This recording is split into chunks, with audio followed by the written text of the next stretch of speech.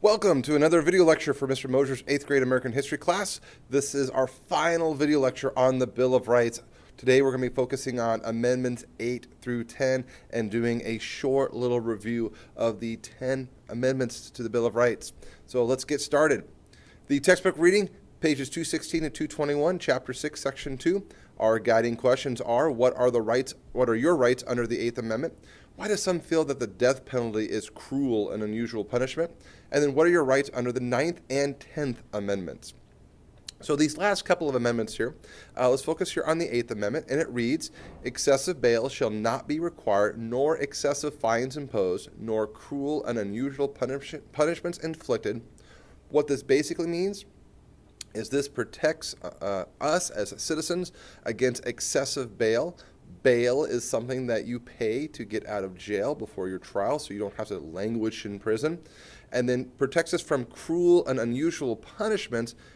They can't use those against us if we are found guilty of a crime. So two big ideas. First one is that we can't be given excessive fines, so part of our punishment of doing a crime, the fines can't be so high, so obnoxiously high that we can't pay them, and that bail cannot be so excessive that we cannot afford to get out of prison. And then, of course, if we are found guilty of a crime, we can't be put under cruel and unusual punishment. Now, throughout our nation's history, we've actually changed ways we deal with punishment through our country. And one of these has been the death penalty, which is a common practice that was done very early on in our nation's history. But more recently, more and more Americans feel that the death penalty is an example of cruel and unusual punishment, and feel that it's not up to the state to kill a convicted murderer of that particular crime. Others, though, feel that the idea of the death penalty can act as a deterrent, which might scare people from committing horrible crimes, and so having the death penalty prevents maybe those crimes from happening. That's the other side of that argument.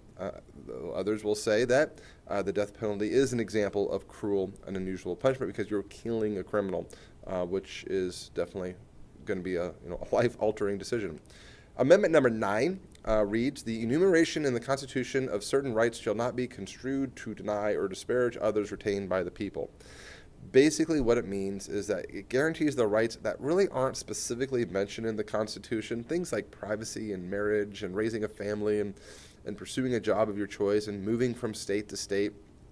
They're not mentioned in the Constitution that you can do them or you can't do them. And so because they're not mentioned, it says you as an American person have the right to still do it. The reason they put this into the Bill of Rights as the 9th Amendment is they just didn't want to have that be here's a listing of all these rules that you can do and can't do.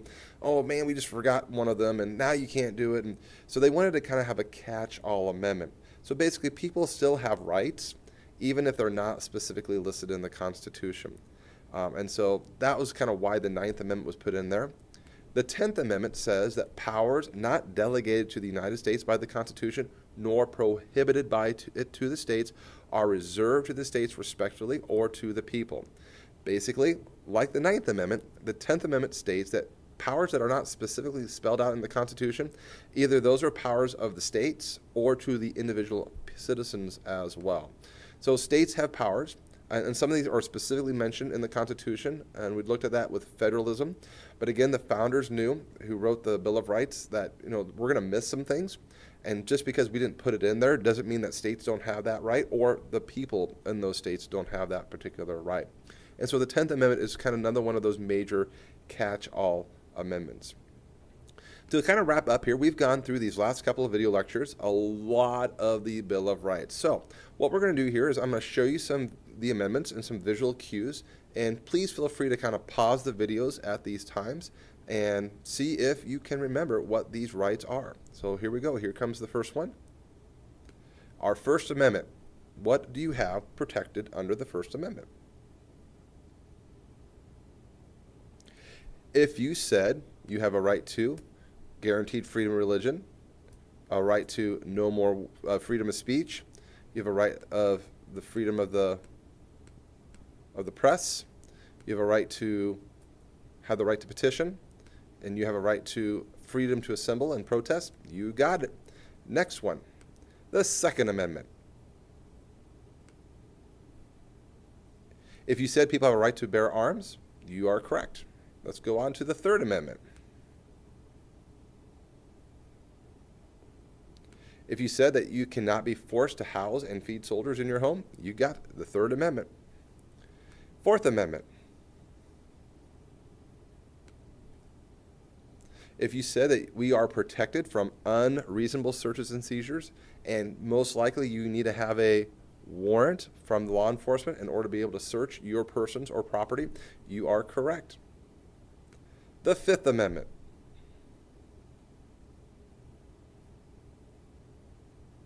This is the big one. Some big ones to probably remember is the idea that you have a right to take the fifth, that you cannot be forced to testify against yourself. The idea of double jeopardy, that you can't be tried for the same crime twice. This idea that we have the right of innocence until proven guilty. We have to be accused, must be proven guilty beyond a reasonable doubt. So we are innocent until proven guilty.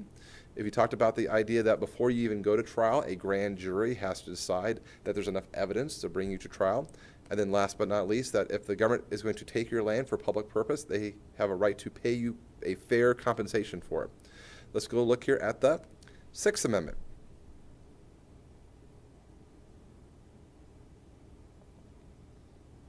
If you thought about the Sixth Amendment, the big one of the Sixth Amendment was that you have a right to have a lawyer. Remember, we talked about the Miranda rights, which includes the Fifth and Sixth Amendment. You have a right to remain silent, and you have a right to a attorney. And if one cannot be provided for you, one will be given to you by the court of law, public defender. Also, under the Sixth Amendment, you have a right to a fair, speedy public trial of a jury of your peers. You have a right to confront the witnesses that are speaking out against you, accusing you of the crime. And you have a right to know why you're being charged with a crime. Let's look here at the Seventh Amendment. What are your rights under the Seventh Amendment?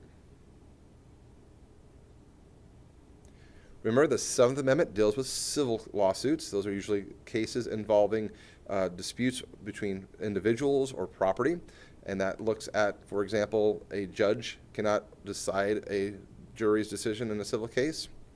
You cannot, everybody has a right to a jury trial in all civil cases. And again, civil cases are typically cases involving civil matters like divorce, child custody, damage to property, disagreements between contracts between people. That's usually what the Seventh Amendment is going to be about. And Eighth Amendment. What's the Eighth Amendment protected? If you said in the Eighth Amendment that you have a right to be protected from cruel, excessive fines and bail and cruel and unusual punishment, you are also correct. The big one, the Eighth Amendment, is that idea of no cruel and unusual punishment can be used against those convicted of a crime. And then the Ninth and Tenth Amendments. So what do you have in the Ninth and Tenth Amendments? Remember, the Ninth and Tenth Amendments are basically the catch-all amendments. Under the Ninth Amendment, it basically says that if it's not in the Constitution and listed in there, that doesn't mean you still don't have that right. You still have those rights that are not listed in the Constitution to still be able to do.